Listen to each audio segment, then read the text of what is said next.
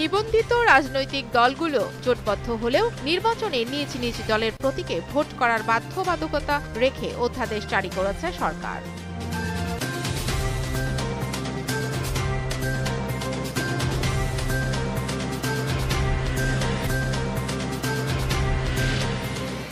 নির্বাচনকালীন তত্ত্বাবধায়ক সরকার ব্যবস্থা ফেরাতে আপিল শুনানি শুরু হয়েছে। বিএনপির পক্ষ থেকে শুনানি করছেন সিনিয়র আইনজীবী জয়নুল আবেদিন।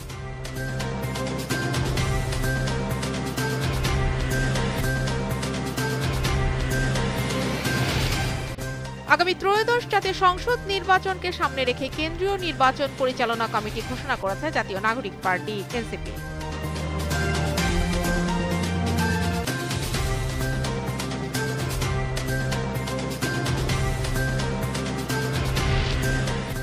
রাজনৈতিক দলগুলোর মাঝে মতানৈক্য হোক, কিন্তু কোনো মতবিরোধ না হোক বলে মন্তব্য করেছেন বাংলাদেশ জামায়াতে ইসলামের আমির ডা. শফিকুর রহমান।